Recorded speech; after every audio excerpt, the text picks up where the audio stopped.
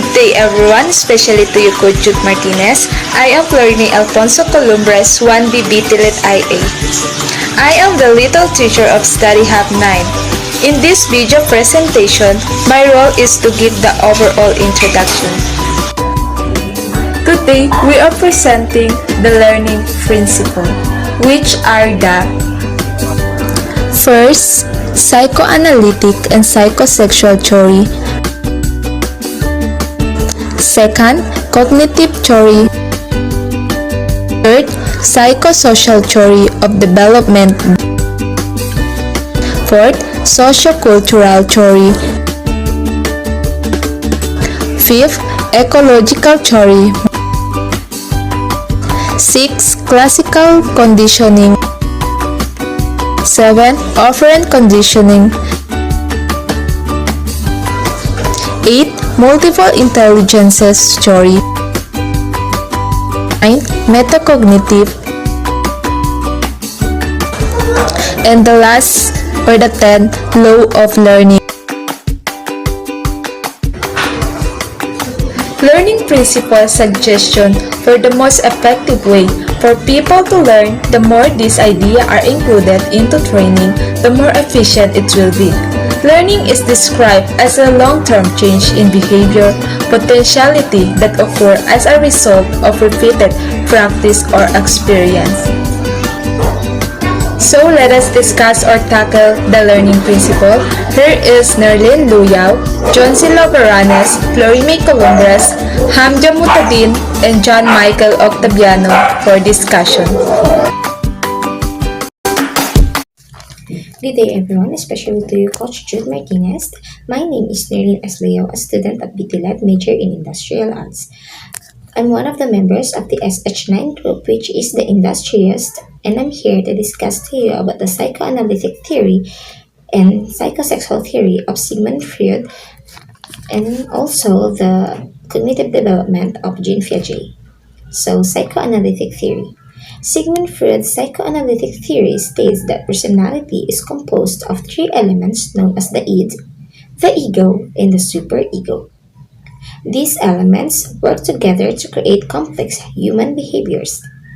Each component adds its own unique contribution to the personality and the three interact of an individual.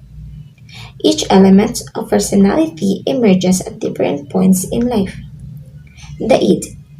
According to Freud, the id is the source of all psychic energy, making it the primary component of personality. The id is the only component of personality that is present from birth.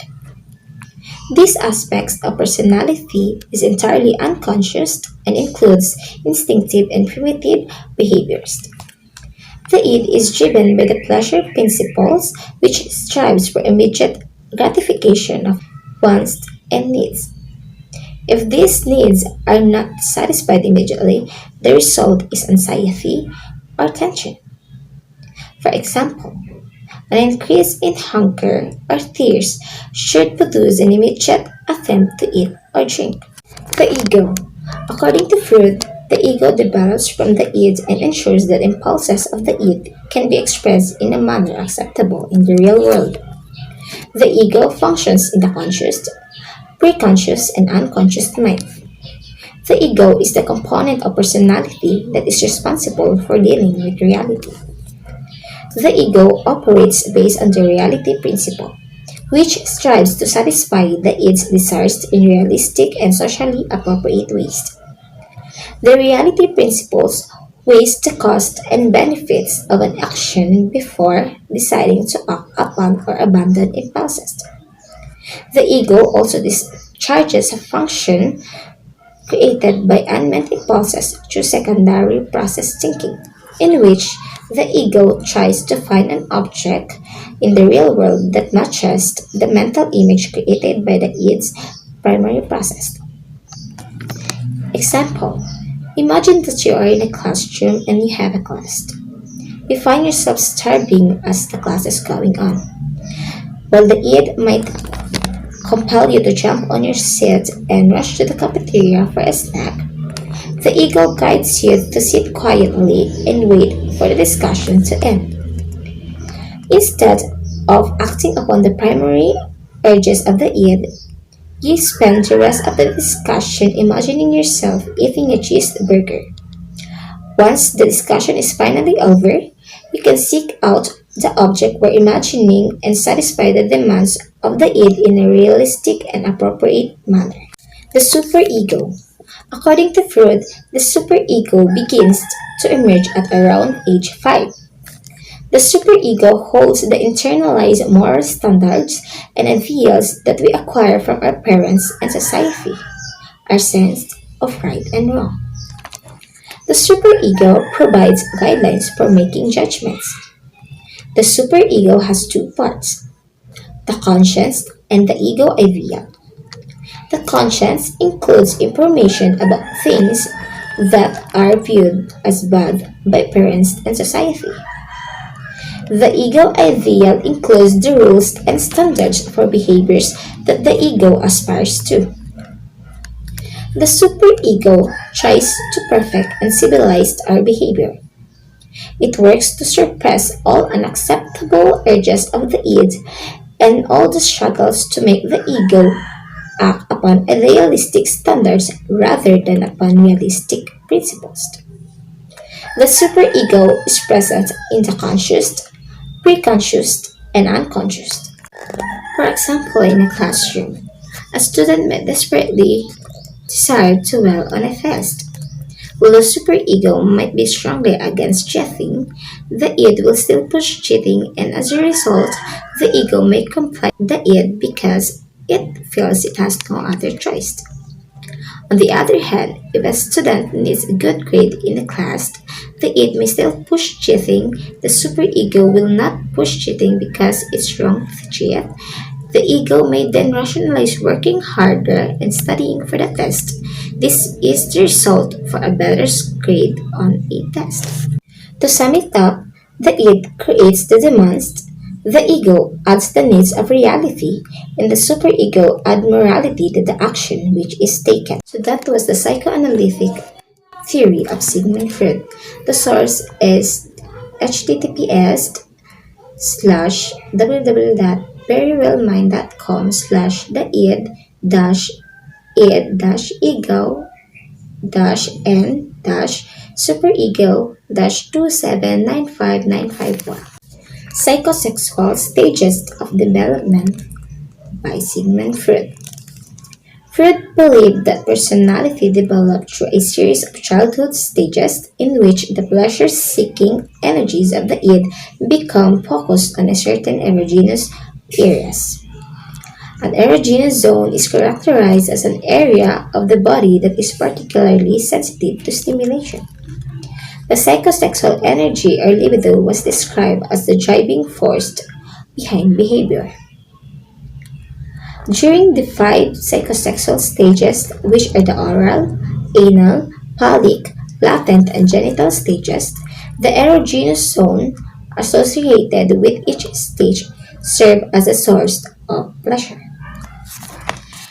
The first stage is the oral stage. Age range birth to 1 year. Erogenous zone is mouth. During the oral stage, the infant's primary source of interaction occurs to the mouth, so the rooting and sucking reflex is especially important. The mouth is the vital for eating, and the infant derives pleasure from oral stimulation through gratifying activities such as tasting and sucking. Because the infant is entirely dependent upon caretakers, the child also develops a sense of trust and comfort through this oral stimulation. The anal stage. Age range is 1 to 3 years old. Erogenous zone is the bowel and the bladder control. During the anal stage, Freud believed that the primary focus of the libido was on controlling bladder and bowel movements. The major conflict at this stage is toilet training. The child has to learn to control their body needs. Developing this control leads to a sense of accomplishment and independence. The third one is the phallic stage. 3 to 6 years old. Erogenous zone is genitals. The primary focus of the libido is on genitals. At this age, children also begin to discover the difference between males and females. The fourth one is the latent period. Age range is 6 to puberty. Erogenous zone is sexual feelings are inactive. During this stage, the superego continues to develop while its energies are suppressed. Children develop social skills, values, and relationship with peers and adults outside the family. The fifth and the last one is the genital stage. Age range is puberty to death. Erogenous zone is maturity sexual interest. The onset of puberty causes the libido to become active once again. During the final stage of psychosexual development, the individual develops a strong sexual interest in the opposite sex. This stage begins during puberty but lasts throughout the rest of a person's life. So that was the psychosexual theory of Sigmund Freud. So the source is the https://www.verywellmind.com/fruits-stages-of-psychosexual development-2795962. The four stages of cognitive development. Jean Piaget's theory of cognitive development suggests that children move through four different stages of mental development. This theory focuses not only on understanding how children acquire knowledge, but also on understanding the nature of intelligence. Piaget's stages are sensory motor stage, birth to 2 years old, pre-operational stage, age 2 to 7 years old, concrete operational stage 7 to 11 years old, and formal operational stage age 12 and up. The sensory motor stage ages birth to 2 years old. Major characteristic and developmental changes. The infant knows the world through movements and sensations. Children learn about the basic actions such as sucking, grasping, and listening. Infants learn that things continue to exist even though they cannot be seen. Object permanence. During this earliest stage of cognitive development, infants and toddlers acquire knowledge through sensory experiences and manipulating objects. A child's entire experience at the earliest period of this stage occurs through basic reflexes, senses, and motor responses. Children not only learn to perform physical actions such as crawling and walking, they also learn a great deal about language from the people with whom they interact. Example, if the baby might giggle or smile because he or she perceives as funny or interesting. The pre-operational stage, ages 2 to 7 years old. Major characteristics and developmental changes. Children begin to think symbolically and learn to use the word and pictures to represent an object. Children at this stage tend to be egocentric and struggle to see things from the perspective of others. While they are getting better with language and thinking, they still tend to think about things in very concrete terms. At this stage, kids learn through pretend play but struggle with logic and taking the point of view of other people. They also often struggle with understanding the idea of constancy. Example, a researcher might take a lump of a clay, divide it into two equal pieces, and then give a child the choice between two pieces of clay to play with. One piece of clay is rolled into a compact ball, while the other is smashed into a flat pancake shape. Since the flat shape looks larger, the pre-operational child will likely choose the piece even though the two pieces are exactly the same size. The concrete operational stage, ages 7 to 11 years old. During this stage, children begin to think logically about concrete events. They begin to understand the concept of conservation. Their thinking becomes more logical and organized, but still concrete. Children begin using inductive logic or reasoning from specific info to general principle.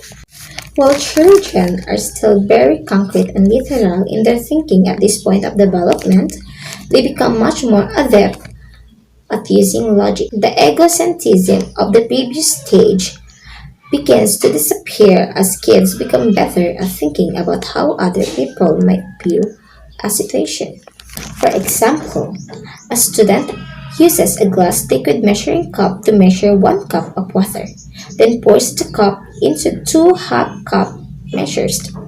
At this stage, students will begin to make the connection that the same amount of water can be measured in 2 different ways. The formal operational stage, ages 12 and up. At this stage, adolescents or adults begin to think abstractly and reason about hypothetical problems. Abstract thought emerges. Begin to use deductive logic or reasoning from general principle to specific information. The final stage of Piaget's theory involves the ability to think about the abstract ideas and situation is the key hallmark of the formal operational stage of cognitive development. The ability to systematically plan for the future and reason about hypothetical situations are also critical abilities that emerges during this stage. For example, a child in the concrete operational period will have great difficulty determining all the possible orders of word digits such as 3758. The child who has reached the formal operational stage, however, will adopt a strategy of systematically verifying alternations of digits, starting perhaps with the last digit and working towards the first. This is systematically way of thinking that is not normally possible for those in the concrete operational state. Good day, Coach Jude, and to my dear classmates. I'm John C. Luberales. I will discuss the psychosocial theory. Psychosocial Theory of Development by Erik Erikson. Erik Erikson was a stage theorist who took Freud's controversial theory of psychosexual development and modified it as a psychosocial theory. Erikson emphasized that ego makes positive contribution to development by mastering attitudes, ideas, and skills at each stage of development. This mastery helps children grow into successful, contributing members of society. During each of Erikson's 8 stages, there is a psychological conflict that must be successfully overcome in order for a child to develop into a healthy, well-adjusted adult. According to psychosocial theory, we experience 8 stages of development over our lifespan from infancy through later adulthood. At each stage, there is a crisis or task that we need to resolve. Successful completion of each developmental task result in a sense of competence and a healthy personality. Failure to master this task leads to feelings of inadequacy. First stage: trust versus mistrust. From birth to 12 months of age, infants must learn that adults can be trusted. This occurs when adults meet a children's basic needs for survival. Infants are different upon their caregivers. So, caregivers who are responsive and sensitive to their infants needs help their baby to develop a sense of trust. Their baby will see the world as a safe, predictable place. Unresponsive caregivers who do not meet their baby's need can engender feelings of anxiety, fear, and mistrust. Their baby may see the world as unpredictable. If infants are treated cruelly or their needs are not met appropriately, they will likely grow up with a sense of mistrust for people in the world. Next, autonomy versus shame or doubt. As toddlers begin to explore their world, they learn that they can control their actions and act on their environment to get results. They begin to show clear preferences for certain elements of the environment such as food, toys, and clothing. A toddler's main task is to resolve the issue of autonomy versus shame and doubt by working to establish independence. This is the midway stage. For example, we might observe a budding sense of autonomy in a 2-year-old child who wants to choose her clothes and dress herself. Although her outfits might not be appropriate for the situation, her input in such basic decisions has an effect on her sense of independence. If denied the opportunity to act on her environment, she may begin to doubt her abilities, which could lead to low self-esteem and feelings of shame. The next is initiative versus guilt. Once children reach the preschool stage, they are capable of initiating activities and asserting control over their world through social interaction and play. According to Erikson, preschool children must resolve the task of initiative versus guilt. By learning to plan and achieve goals while interacting with others, preschool children can master this task. Initiative, a sense of ambition and responsibility, occurs when parents allow a children to explore within limits and then support the child's choice. These children will develop self-confidence and feel a sense of purpose. Those who are unsuccessful at this stage, with their initiative misfiring or stifled by over-controlling parents, may develop feelings of guilt. Have a classroom library where children can pick their own books during reading time. This allows children the opportunity to learn how to make decisions for themselves. Break instruction and activities down into small steps. This makes it easier for children to succeed and encourages them to take risks. Without this framework, children may become frustrated by activities and sense that they are doomed to complete them poorly. Ensure that any competitive games or activities have well-balanced teams. If children consistently lose at math games, they may believe they are bad at math. Controversially, even a struggling student may feel confident in her mathematical abilities if her team performs well overall. Next, industry versus inferiority. During the elementary school stage, children face the task of industry versus inferiority.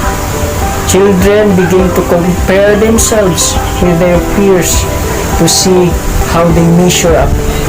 They either develop a sense of pride and accomplishment in their schoolwork, sports, social activities, and family life, or they feel inferior and inadequate because they feel that they don't measure up. If children do not learn to get along with others or have negative experiences at home or with peers, an inferiority complex might develop into adolescence and adulthood. Teach children study skills, explain how to budget time, and keep notebooks, binders, and folders organized. If students fail at these organizational skills, their grades will suffer and they may feel that they are stupid or doomed to failure. Next, identity versus role confusion. In adolescence, children face the task of identity versus role confusion. According to Erikson, an adolescent's main task is developing a sense of self. Adolescents struggle with questions such as, who am I? And what do I want to do with my life? Along the way, most adolescents try on many different selves to see which ones fit. They explore various roles and ideas, set goals, and attempt to discover their adult selves. Adolescents who are successful at this stage have a strong sense of identity and are able to remain true to their beliefs and values in the face of problems and other people's perspectives. When adolescents are apathetic, do not make a conscious search for identity, or are pressured to conform to their parents' ideas for the future, they may develop a weak sense of self and experience role confusion. They will be unsure of their identity and confused about the future. Next, intimacy versus isolation. People in early adulthood are concerned with intimacy versus isolation.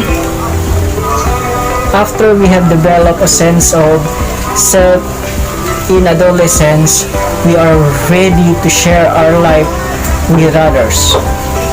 However, if other stages have not been successfully resolved, young adult may have trouble developing and maintaining successful relationships with others. Erikson said that we must have a strong sense of self before we can develop successful, intimate relationships. Adults who do not develop a positive self-concept in adolescence may experience feelings of loneliness and emotional isolation. Next, generativity versus stagnation. When people reach their 40s, they enter the time known as middle adulthood, which extends to the mid-60s. The social task of middle adulthood is generativity versus stagnation. Generativity involves finding your life's work and contributing to the development of others through activities such as volunteering, mentoring, and raising children. During this stage, middle-aged adult begins contributing to the next generation, often through childbirth and caring for the others.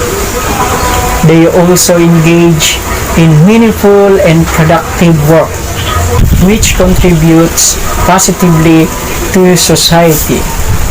Those who do not master this task may experience stagnation and feel as though they are not leaving a mark on the world in a meaningful way.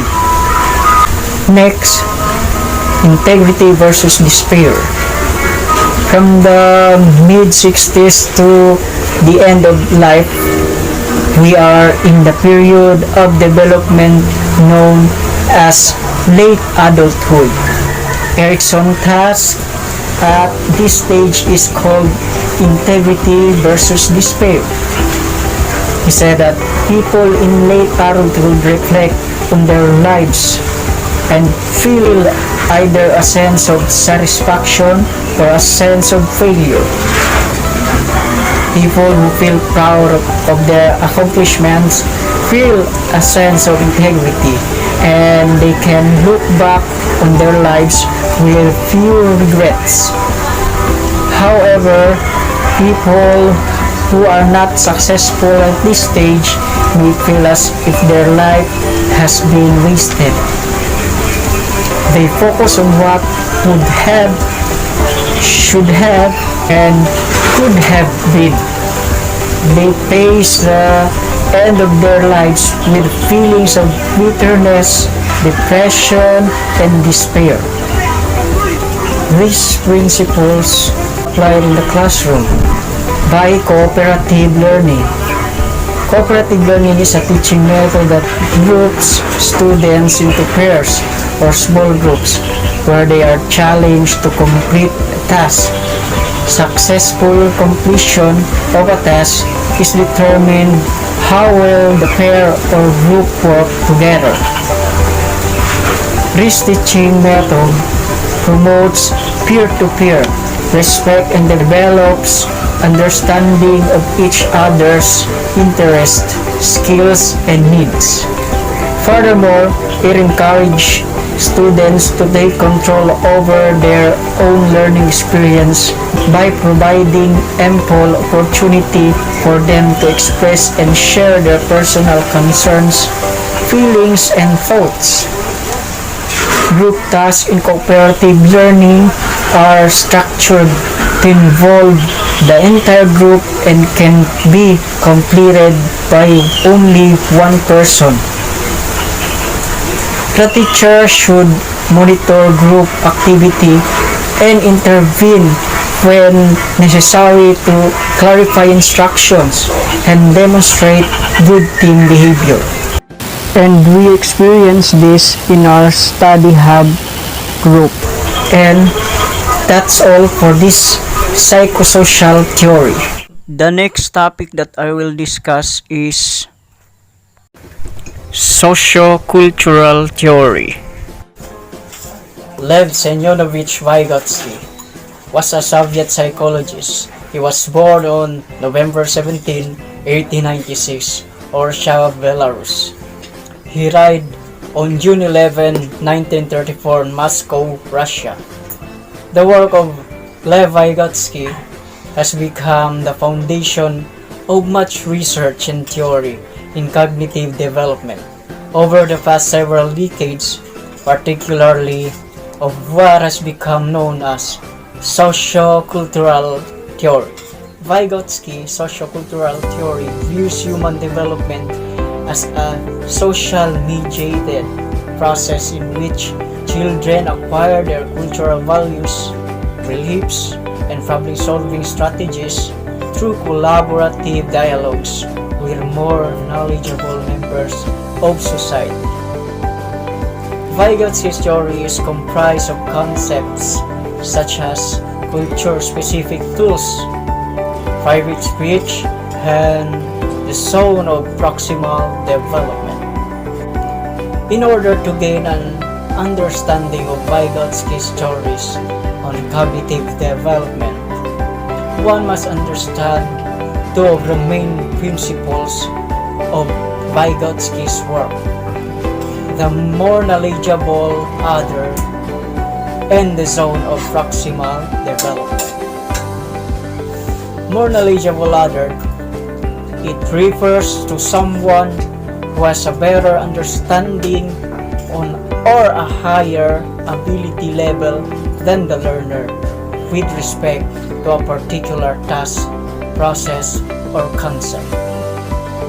Although the application is that the more knowledgeable others is a teacher or older adult, classmates, or friends. This is not necessarily the case.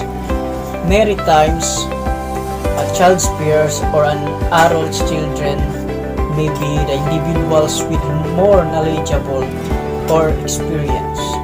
For example, how to win at the most recent PlayStation game. In fact, the more knowledgeable others need not be a person at all. Electronic tutors have also been used in educational setting to facilitate and guide students through the learning process. The key to more knowledgeable others is that they must have more knowledge about the topic being learned than the learner does. Next, zone of proximal development.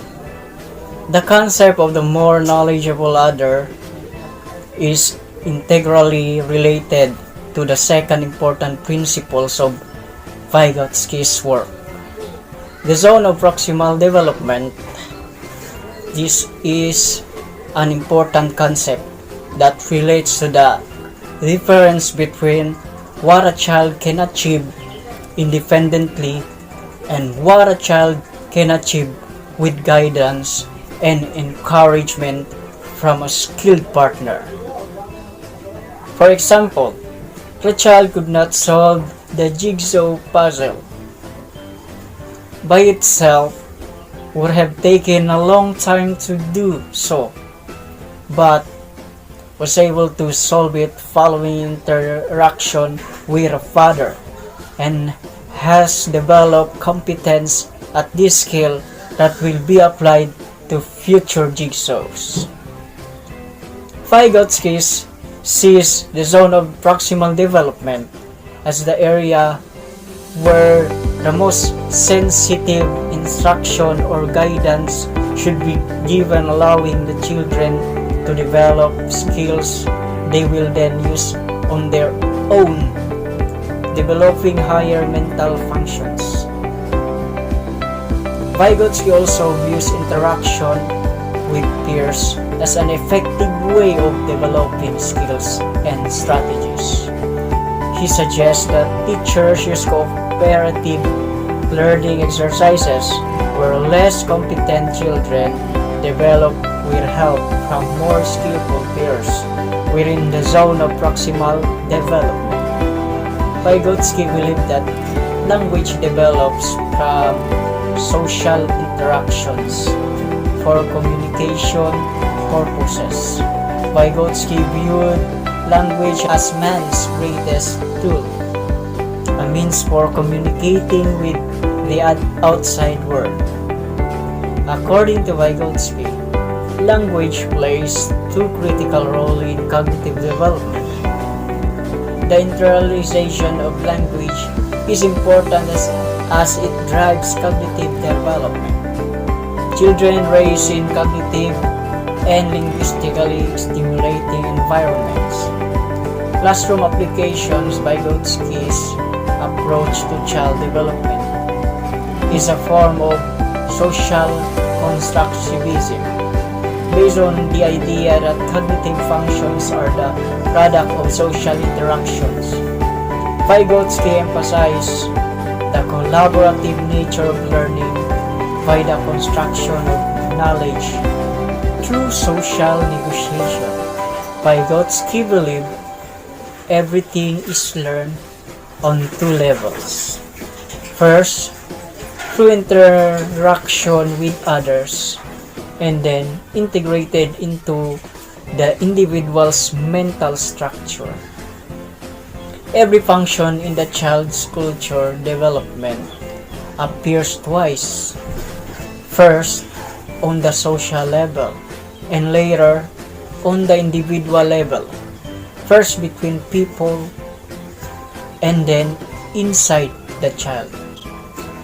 Also, Vygotsky's theory of cognitive development on learners is relevant to instructional concepts such as scaffolding and apprenticeship, in which a teacher or more advanced peers helps to structure or arrange a task so that a novice can work on it successfully. Vygotsky's sociocultural theory of learning explains that learning occurs during social interaction between individuals. It is one of the dominant theories of education today.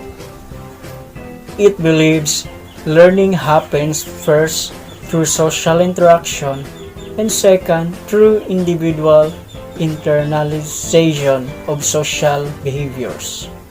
In the sociocultural theory, students and teachers form relationships in the classroom to help the students learn. The relationships help facilitate social interaction and active participation in the learning task. Students learn through observation, listening, and talking through their tasks. And we experience these principles today through our study hub group by our coach Jude. And that's all for the sociocultural theory. Thank you. So let's proceed to number 5, the ecological theory by Van Venbrenner. Ecological theory by Van Venbrenner. In ecological theory, there are 5 systems, which are the microsystem, mesosystem, exosystem, macrosystem, and chronosystem. The microsystem is the first level of Van Venbrenner theory and are the things that have direct contact with the child in their immediate environment, such as parents, sibling, teacher, and school peers. Relationships in microsystem are bidirectional, meaning the child can be influenced by other people in their environment and is also capable of changing the beliefs and action of other people too.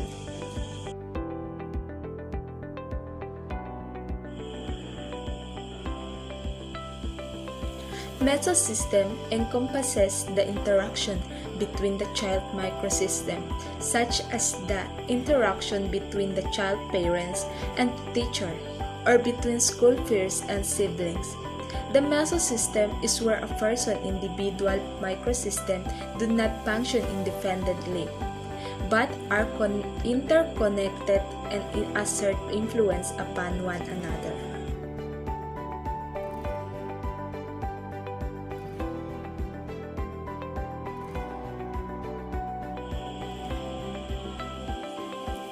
Exosystem is a component of the ecological system theory developed by Yuri Van Venbrenner in the 1970s.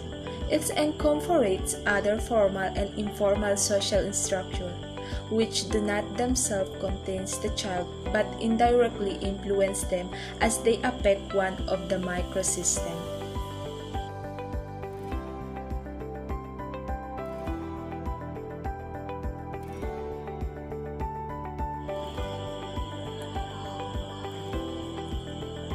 Macrosystem is a component of Bronfenbrenner ecological system theory that focuses on how cultural elements affect a child's development, such as socioeconomic status, wealth, poverty, and ethnicity. Thus, culture that individuals are immersed within may influence their beliefs and perceptions about events that transpire in life. The macrosystem differ from the previous ecosystem as it does not refers to the specific environments of one developing child, but the already established society and culture which child is developing in. This can also include the socioeconomic status, ethnicity, geographic location, and ideologies of the culture.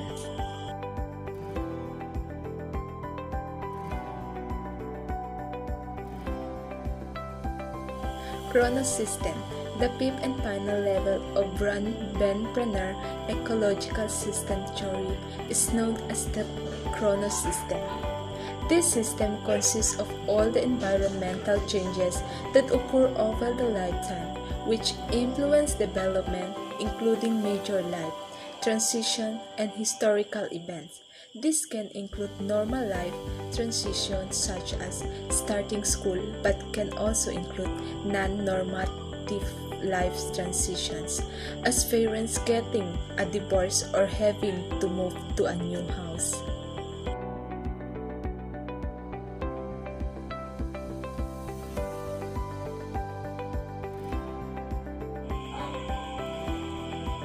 The ecological system theory has been used to link psychological and educational theory to early educational curriculum and practice.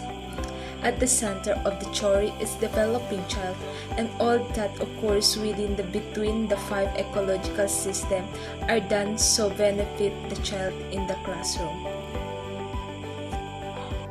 To strengthen the development between the ecological system in educational practice according to the theory, teacher and parents should keep good communication with each other and work together to benefit the child. Teachers should also be understanding of the situation their students' families may be experiencing, including social and economic factors that are part of the various systems. Classical conditioning by Ivan Pavlov. Classical conditioning, also known as the Pavlovian or respondent conditioning, is learning through association and was discovered by Pavlov, a Russian philosopher. In simple terms, two stimuli are linked together to produce a new learned response in a person or animal. In classical conditioning, there are three stages, which is the before conditioning, during conditioning, and after conditioning. Stage 1. Before conditioning. This is the stage the unconditioned stimulus UCS produce an unconditioned response UCR in an organism. In basic term, that means that stimulus is the environment has produced a behavior response which is unlearned and therefore is the natural response which has not been taught. In this respect, no new behavior been learned yet. A stomach virus, UCS, would produce a response of nausea, UCR. In another example, a perfume, UCS, would create a response of happiness or desire, UCR. Stage 2. During conditioning. During these stages, a stimulus which produces no response with the neutral. It's associated with the unconditioned stimulus, at which point it now become known as the conditioned stimulus CS. For example, a stomach virus UCS might be associated with eating a certain food such as chocolate CS. Also, perfume UCS might be associated with a specific person CS. Stage 3. After conditioning. Now, the conditioned stimulus CS has been associated with the unconditioned stimulus UCS to create a new conditioned response CR. For example, a person CS who has been associated with nice perfume UCS is now found attractive CR. Also chocolate CS which has eaten before a person was sick with a virus UCS now produce a response of nausea CR. Classical conditioning in the classroom. The implication of classical conditioning in the classroom are less important than those of operant conditioning. But there is still need for teachers to try to make sure that students associate positive emotional experiences with learning. If a student associate negative emotional experience with the school, then this can obviously have been result such as creating a school phobia. For example, if a student is bullied at school, they may learn to associate the school with peers. It could also explain why some students show a particular dislike of certain subjects that continue throughout their academic career. This could happen if a student is humiliated or punished in class by a teacher. Classical conditioning by Ivan Pavlov.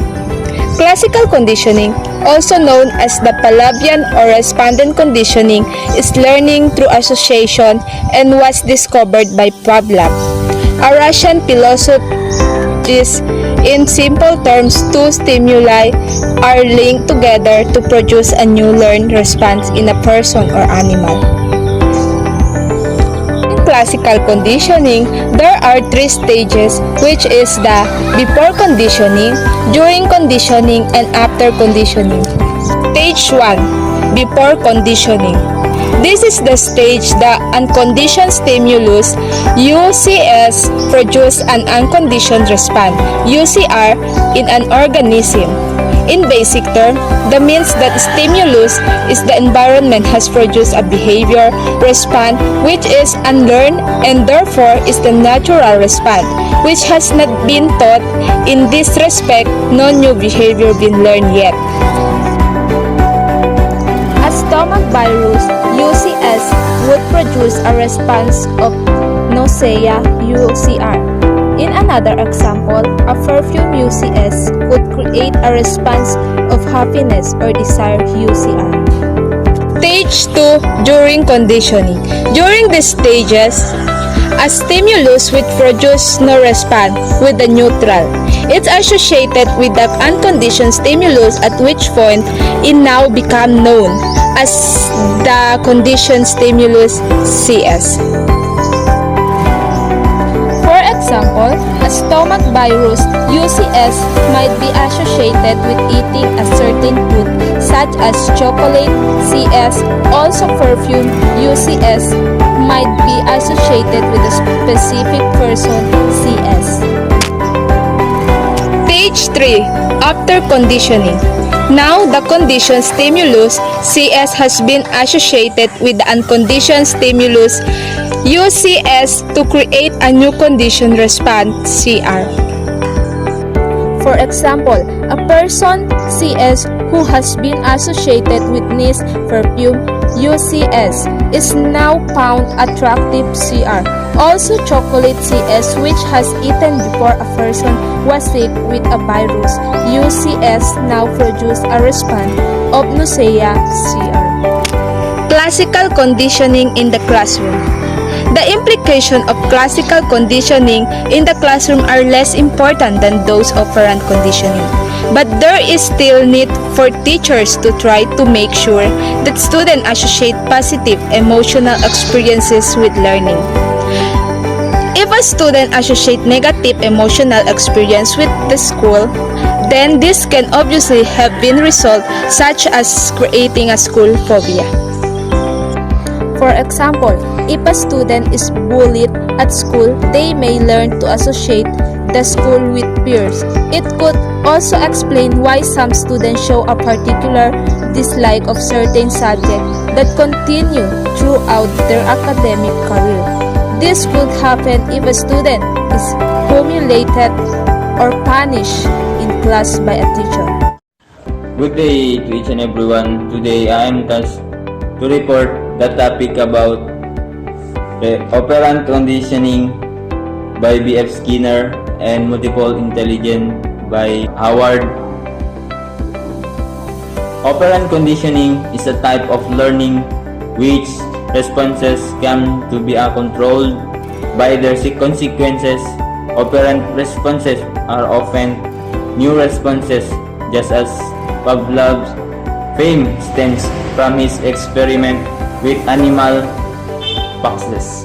Operant conditioning, also known as instrumental conditioning, is a method of learning normally attributed to B.F. Skinner, where the consequences of responses determine the probability of it being repeated.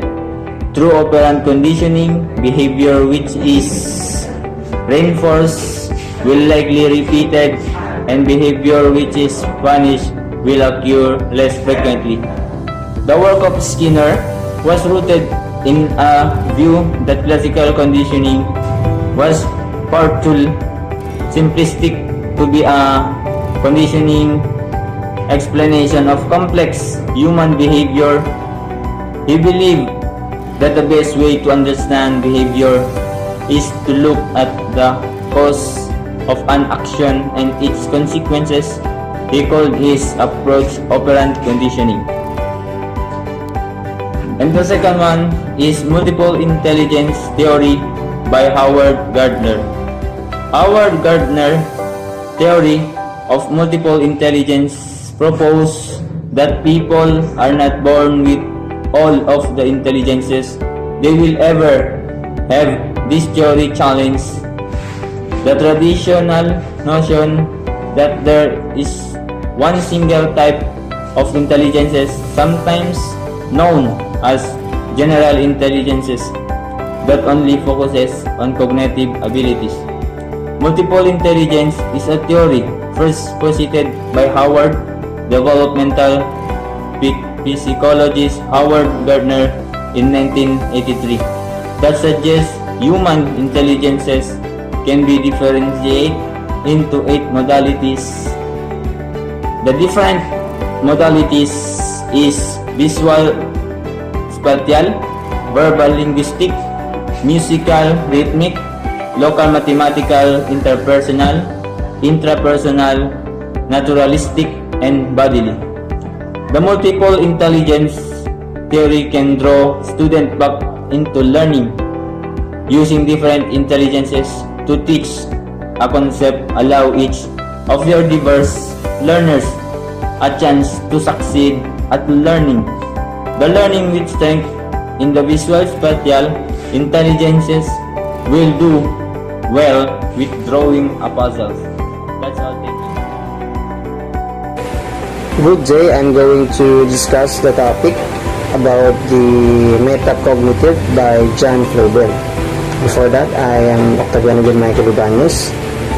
So, John Flavel has conducted extensive research into the metacognition and the child's story of mind. Also, one of his most famous contributions to the field in his work on children's development or developing understanding of the distinction between the appearance and reality. Also, these studies assess young children's ability to acknowledge that a given object is really one kind of thing, yet appears to be another kind of thing, or what's called that a given piece of material is really one color, yet appears to be another color under particular circumstances. Also, Flavel and his colleagues has found that whereas most 3-year-olds falls 3 tasks, 5 years old, also 4 years old, succeed on the tasks in their individual. Flavel interprets these developmental differences as suggesting that children acquire the notion of mental representation of reality and instinct from reality itself.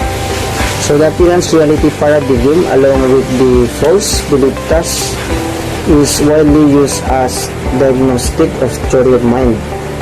Developing during early childhood. Flavel's also other work has addressed children's developing understanding of perception, perspective taking, and also their introspective insight into their own subjective experiences. So, here are the next topic, laws of learning by Thorndike. He developed the first 3 laws of learning. So, readiness, exercise, and effect. That is the 3 laws of learning that he developed. And also, he make the law of effect, which means that any behavior that is followed by pleasant consequences is likely to be repeated, and any behavior followed by unpleasant consequences is likely to avoided. So also, according to this law, the learner reacts selectively to the important or essential in the situation and neglects to the other features or elements. Everyone has a foundation of knowledge, resources, and passion on which to build. Teachers have an important role in supporting students in developing their comprehension, building on their understanding, correcting misconceptions, and observing and engaging with students during the learning process. You must have concluded that learning is a complex process that involves learners acquiring, enhancing, or adjusting their knowledge, values, and attitude through a combination of cognitive, emotional, and external environment and social influence and experiences. That's all for learning principle. Thank you.